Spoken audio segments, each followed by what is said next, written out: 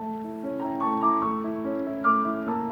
are in the new Ghetto Square, the first Jewish settlement in the city. Here, exactly 500 years ago, the government of Venice established to create the quarter of the Jews. The Jews settled in the area. They lived in those buildings around the square, buildings that were not enough to all of them, as the community in that period was so large. So the buildings had to be adapted to the needs of a very big community. We have the German synagogue that was built in 1528, the first one to be built in Venice. Then the community wanted to have another synagogue, as the German one was not so big. And the Canton one was built a few years later in 1532.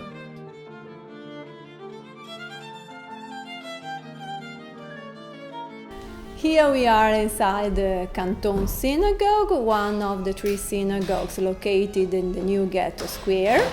A synagogue that was built in 1532 as an additional floor to a building that was already existing.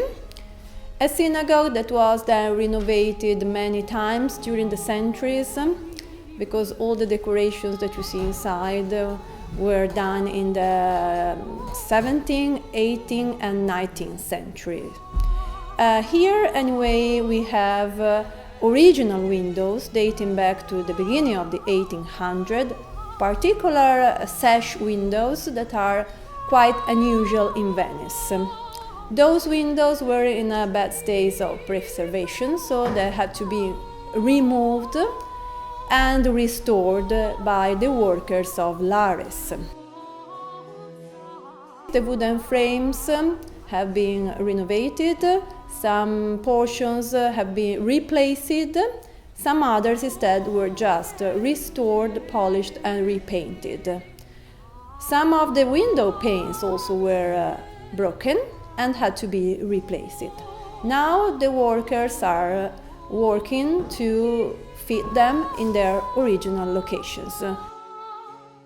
Especially the windows that were facing the canal, so they were located on the main facade, were in the worst state of preservation, and now they are in the new shape, thanks to Lares.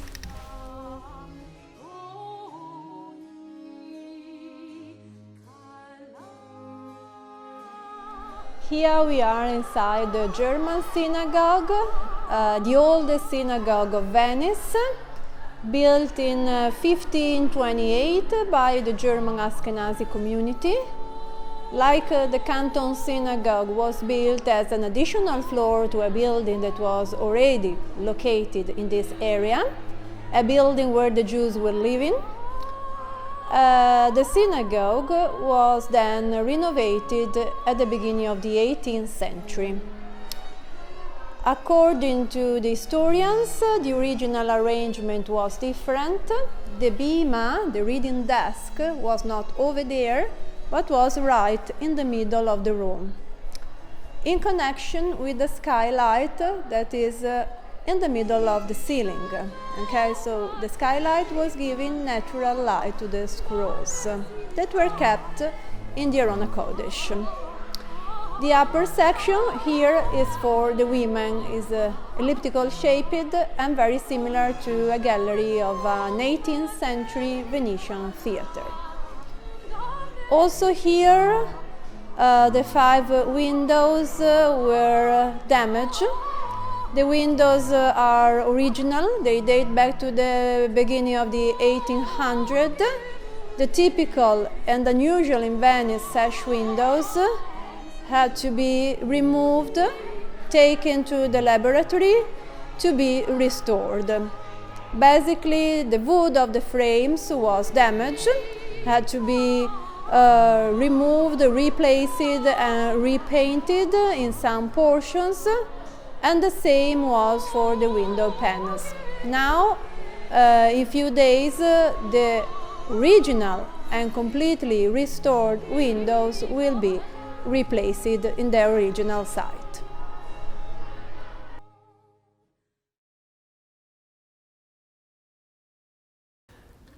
In the old ghetto area, there is the Spanish synagogue, built during the second half of the 17th century by the Spanish Jews that were expelled from Spain in 1492, and Jews that arrived in Italy at the beginning of the 16th century, hoping to be accepted in a city that was very famous, very rich, and really involved in the commercial world.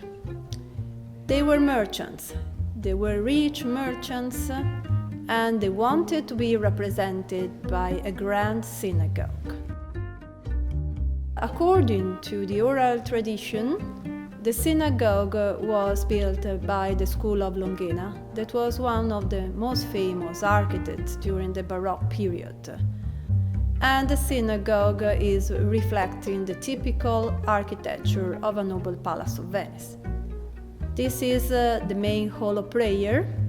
Behind me you can see the precious Arona Kodesh, designed and decorated with marble columns, the black marble from Belgium. Marble was widely used in the Sephardic synagogues. It was a rich material and could be used only by the community that was Sephardic. More marble was used for the bima, that is on the opposite side of this room, marble coming from abroad. And above the bima there is a typical Baroque decoration. On the longer walls, benches that date back to the beginning of the 1900s, and large arched windows. Same kind of windows can be seen on the facade of the noble palaces. Windows with original stained glasses.